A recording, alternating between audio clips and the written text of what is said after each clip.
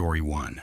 This happened 3 years ago when I was working overnight security at a warehouse outside of Indianapolis, and even now I still check my back seat before driving home at night. At the time I was 24 and desperate for money. I had dropped out of community college halfway through the semester. My cousin helped me get a night security job. The warehouse stored restaurant equipment and industrial freezers, so most nights were completely dead. My shift was from 11 p.m. to 7 a.m. The building sat in an isolated industrial area. At night, though, the whole place felt abandoned. The only sounds were distant highway traffic and the low electrical hum from the refrigerated sections. There were only 3 employees on the night shift: me, another guard named Curtis, and a forklift operator named Miguel. After that, I'd usually be alone. Most nights followed the exact same routine. The warehouse had 22 cameras total. One camera in the east loading dock always flickered. You'll get used to the creepy stuff. This place makes noises. He laughed after saying it. At first, nothing unusual happened. The scariest thing was honestly the silence. People who've never worked nights don't understand. Every sound becomes noticeable. About a month into the job, Miguel stopped me. "You ever see somebody outside?" "By the fence line, near the trailers." "Probably nothing." A few nights later, I was doing my 1 a.m. patrol through the rear storage section. The warehouse lights were motion activated back there. I hated that part of the building. The shelves were massive, stacked nearly to the ceiling. As I walked down one of the aisles, the lights ahead of me clicked on, one by one. Then I heard another set of footsteps. Not echoes, actual footsteps. Slow, heavy. I stopped walking immediately. The footsteps stopped too. I stood there listening hard enough to hear my own breathing. Finally, I called out, "Miguel?" No answer. I convinced myself it was probably sound carrying from another aisle. Still, I hurried through the rest of the patrol and went back to the office. That night, I checked the cameras more carefully than usual. Nothing. Around 3:30 a.m., Curtis called in sick, which meant I'd be alone until sunrise. I remember feeling annoyed more than nervous. At around 4 a.m., rain started hitting the building. Storms always made the security cameras worse.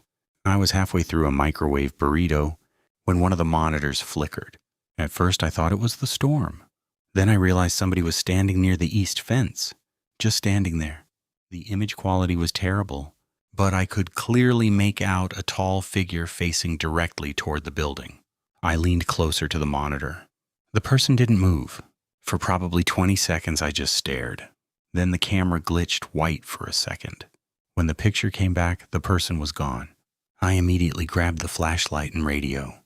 Technically, protocol said not to investigate alone, but I honestly thought it was probably some homeless guy. The rain had slowed to a drizzle by the time I stepped outside. The cold air hit me immediately. The parking lot lights only covered part of the property. Beyond that, everything faded into darkness and wet gravel. I walked toward the east fence, sweeping my flashlight side to side. Nothing. No movement. No sound except dripping rainwater. The fence stretched behind rows of parked trailers. Beyond it was an empty field leading toward railroad tracks. I remember feeling stupid for even coming out there. Then my flashlight landed on the mud near the fence. Footprints. Fresh. Large boot prints leading along the outside perimeter. Large boot prints leading along the outside perimeter until they disappeared behind one of the containers. The container blocked the light completely on the other side. Whoever made those prints could have still been standing there, watching me. I backed away immediately and headed toward the building.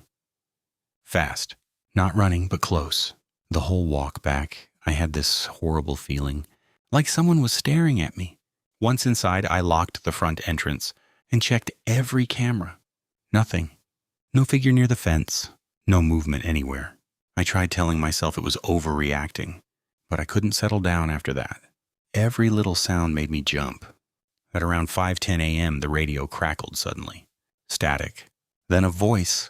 "Hey." I froze. It wasn't Curtis. It wasn't Miguel. Just one word. "Hey."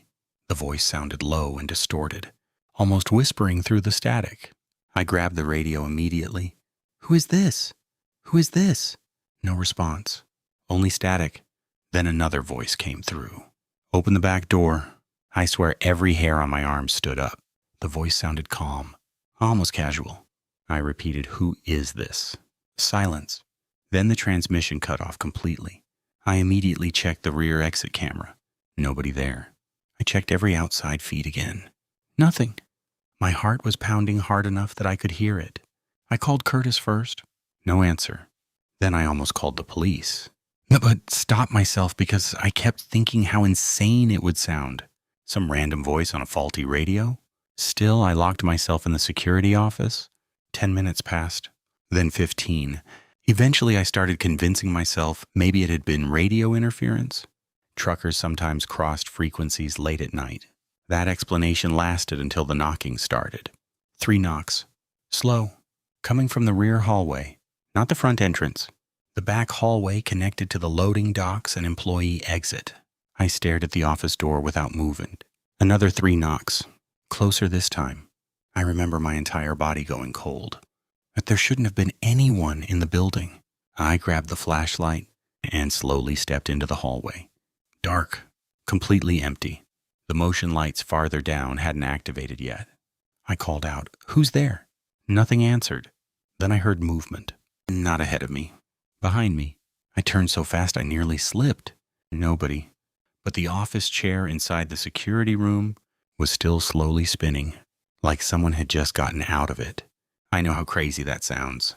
I backed into the office immediately and locked the door again. At that point, I finally called 911.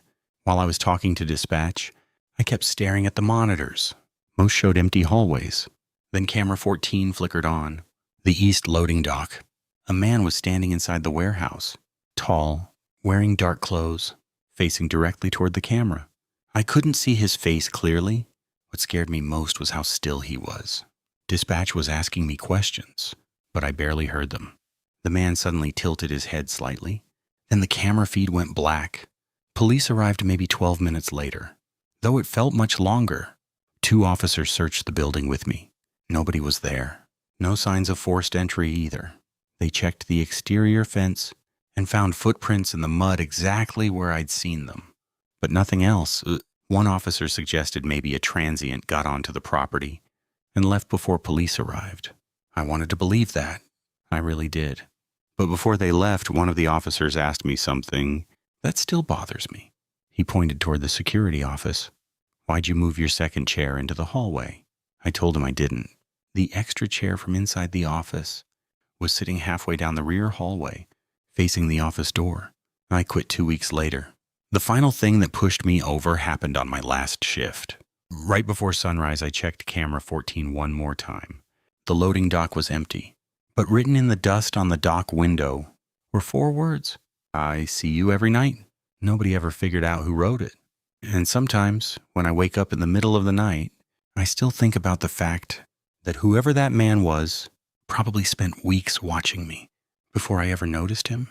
Story 2. I used to work the overnight desk at a roadside motel in northern Arizona, and there's one guest I still think about almost every night. This was back in late 2021. The motel sat off a long stretch of highway, about 40 minutes outside Flagstaff. It wasn't the kind of place families vacationed at. Mostly truck drivers, exhausted travelers, and people who looked like they didn't want questions asked. The building itself was old. 2 floors, faded red paint, buzzing neon sign out front. At night, the desert around the property became unbelievably quiet. No city sounds. No traffic after a certain hour. Just wind. I worked from 10 p.m. until 6 a.m., 5 nights a week. The owner, a guy named Frank, mostly hired young people because nobody older wanted the shift. The pay sucked, and weird things happened constantly. Arguments between couples, drunk guests, people trying to rent rooms without IDs, but after a while you get numb to it. The overnight routine was simple. Check guests in, answer occasional calls, do laundry, watch terrible TV behind the desk until morning. Most nights after 1 a.m., things became dead quiet. That's why I remember the man so clearly. It was around 2:15 in the morning. When he walked into the lobby, I looked up from my phone, expecting another tired traveler. Immediately, something felt wrong. Not dangerous exactly. Just off. He was probably in his mid-40s, wearing jeans and a gray jacket despite the heat outside. His hair looked wet like he'd just showered, but parts of his clothes were dusty. The strangest thing was his expression. Completely blank. Not angry, not tired, just empty. He stepped to the counter and asked for a room. His voice sounded calm and polite. I asked for ID and payment. He stared at me for maybe 3 seconds too long before slowly handing over his license. The name was Daniel Mercer. The address was from Nevada. While I entered the information, he glanced toward the front windows repeatedly, like he was checking whether someone outside was watching him. I asked how many nights he needed. 1, he said quietly. Then after a pause, probably. Something about the way he said it made me uncomfortable. Still, I gave him room 12, on the ground floor near the ice machine. As I handed him the key card, he suddenly asked, "Do people walk around outside at night here?" I remember shrugging. Sometimes. He nodded slowly, then leaned slightly closer. "If somebody asks which room I'm in, don't tell them." Before I could respond, he picked up the key and walked out. I watched him cross the parking lot through the lobby windows. Halfway to his room, he stopped and looked toward the highway. Then he hurried the rest of the way. I told myself he was probably paranoid or dealing with personal problems.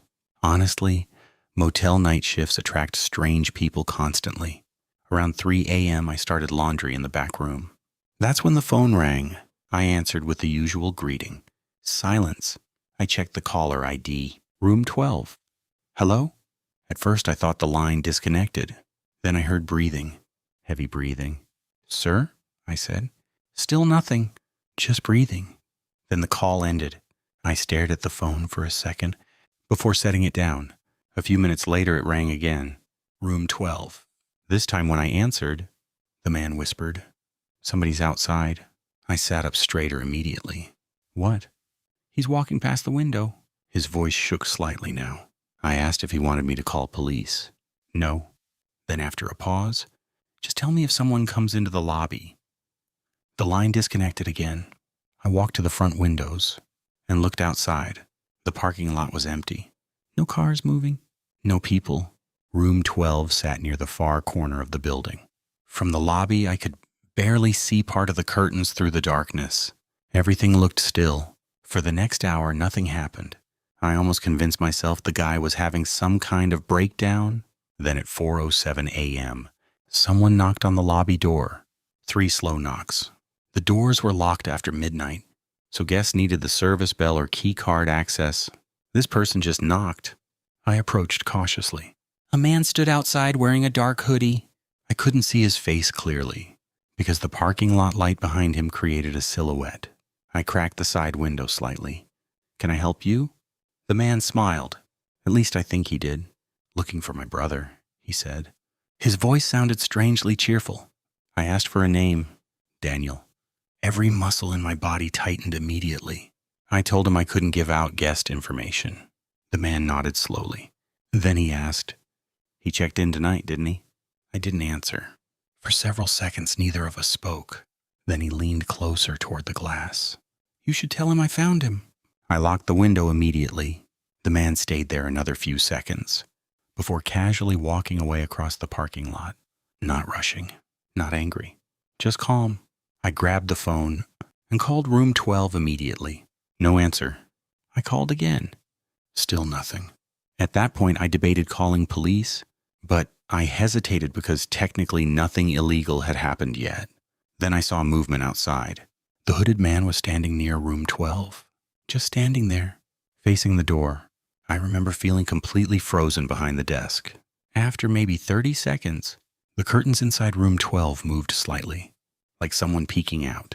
Then the hooded man slowly turned his head toward the lobby. Even from that distance, I somehow knew he was looking directly at me. He raised one hand slightly, not waving exactly, more like acknowledging me. Then he walked away behind the building. I immediately called police. While waiting, I kept watching room 12. No movement, no lights, nothing. The officers arrived around 4:30. 2 deputies walked with me to room 12. I knocked several times. No response. Finally, one deputy used the master key. The room was empty, bed untouched, bathroom dry. No luggage, Nothing except the room key sitting on the table. I remember feeling genuinely confused. I knew the man had gone into that room earlier. I watched him. One of the deputies asked if I was sure someone checked in. I showed them the ID information in the system. Everything looked legitimate. Then the older deputy frowned slightly. "This license number's invalid." My stomach dropped. "What?" He looked at me. "Fake ID?" The deputy searched around the motel, but found nobody. No hooded man either. Eventually they left, after telling me to call again if anything happened. I spent the rest of the shift terrified. Every sound outside made me jump. Around 5:40 a.m., sunrise was just beginning to lighten the sky when I noticed something near the front office window. Footprints. Dusty footprints leading across the parking lot toward the lobby. They stopped directly outside the glass, facing inward, like someone had stood there watching me. The strange part was there was only one set. No footprints leading away. I quit that job about a month later, but the reason I still think about that night is because of something Frank told me afterward. When I described the hooded man, he went quiet for a second. Then he asked, "Did he smile a lot?" I said yes. Frank stared at me. Then he told me 2 men matching those descriptions had stayed there almost a year earlier. Brothers. One of them disappeared. The other kept returning to the motel every few months, asking employees if they'd seen him. Apparently nobody ever had. But I still wonder about room 12, because I know someone was inside that room when the hooded man walked over there, and somehow minutes later it was completely empty. Story 3. I worked overnight stocking shifts at a grocery store during my first year after high school, and one customer changed the way I look at empty stores forever. The store was open 24 hours, though after midnight it became almost deserted. A few insomniacs, truck drivers, people buying random things at 3 a.m. The night crew was small, usually 4 stockers, 1 cashier, and a manager. I actually liked the job at first. There was something peaceful about working overnight. No crowds, no chaos, just fluorescent lights, pallet jacks, and the sound of shelves being stocked. Most nights blurred together. We'd unload deliveries around midnight, stock aisles until sunrise, then leave exhausted while morning customers started arriving. The store sat near the edge of town beside a wooded area and an almost empty shopping center. Half the nearby businesses had gone out of business years earlier. After 2 a.m. especially, the parking lot looked abandoned. One winter night, sometime in January, our manager called out sick. That left only me, a cashier named Lauren, and another stocker named Devin. Devin spent most of the night in the back unloading dairy pallets, while I stocked canned goods near aisle 7. Around 1:30 a.m., Lauren came down the aisle looking uneasy. "There's a weird guy up front," she whispered. I laughed a little. "There's always a weird guy." "No," she said quietly. "Like weird. She explained a man had entered the store around midnight and hadn't bought anything yet. He just wandered slowly between aisles, carrying an empty basket. That alone wasn't unusual. What bothered her was that every time she looked up at the security mirrors, he seemed to be watching employees instead of shopping. I asked what he looked like. Tall, thin, gray hoodie. That description could have matched half our customers. Still, I noticed Lauren genuinely seemed nervous. I told her I'd keep an eye out. About 20 minutes later, I saw him for the first time. He stood at the far end of aisle 9, completely motionless, just holding the basket. Even from a distance, something about him felt wrong. He wasn't browsing, wasn't looking at products, just standing there staring down the aisle, toward me. When he noticed I saw him, he slowly walked away. I remember thinking maybe he was high or mentally ill. Still unsettling, but not dangerous. A little later, I went into the back storage area for more inventory. The stock room was massive and poorly lit in certain sections. Tall metal shelves created narrow corridors that always made me uncomfortable late at night. While loading boxes onto a cart, I heard metal rattling somewhere nearby. I assumed it was Devin. "Yo," I called out. No answer. The rattling stopped. I kept working. Then I heard footsteps. Slow footsteps moving between the shelves. Not unusual. Except they stopped every time I stopped moving. I remember standing completely still listening. Nothing. Finally, I pushed the cart toward the sales floor. As I turned the corner between shelves, I nearly ran directly into someone. The man in the gray hoodie, he stood less than 2 feet away, completely silent. I actually jumped backward. Jesus, man. He stared at me without reacting. Up close, he looked older than I first thought, maybe late 50s. Pale skin, sunken eyes. The empty basket still hung from one hand. "You can't be back here," I said. For a second, I thought he didn't hear me. Then he spoke quietly. "Thought I heard somebody calling." His voice sounded flat, emotionless. I told him employees only. He nodded slowly and walked past me toward the sales floor. The entire interaction lasted maybe 15 seconds, but after he left, I realized my hands were shaking slightly. Something about him felt deeply unsettling, not aggressive, just wrong. When I returned to the front, Lauren immediately asked if I'd seen him. I told her what happened. She looked toward the aisles nervously. "He keeps doing laps," she whispered. Sure enough, over the next hour, we kept spotting him in different parts of the store. Frozen foods, cleaning supplies, pet food aisle. Always moving slowly, always carrying the empty basket, never buying anything. At around 3 a.m., Devin came up front looking irritated. "That dude keeps staring at me in the dairy cooler." Lauren and I exchanged looks. Finally, Devin walked over to the man directly. I couldn't hear the full conversation, but I heard Devin say, "You need help finding something?" The man shook his head. Then Devin said something else before returning. "What did he say?" Lauren asked. Devin frowned. He said he's waiting. "For what?" Devin shrugged. He wouldn't answer. Around 3:30, things got worse. Lauren suddenly called me to the front register.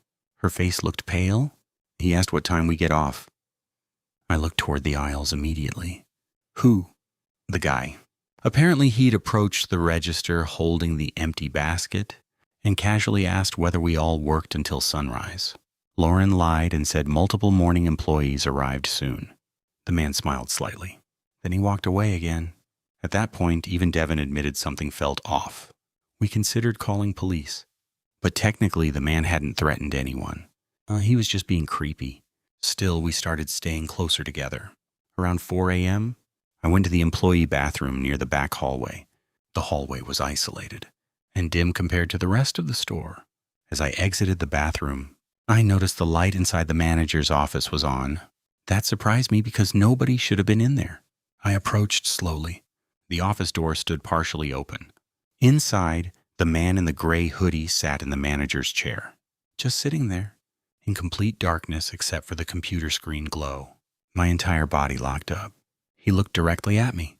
Then he said quietly, "You shouldn't leave her alone up there." I backed away immediately. I don't even remember deciding to run. I sprinted straight toward the front registers. Lauren looked alarmed when she saw me. "What happened?"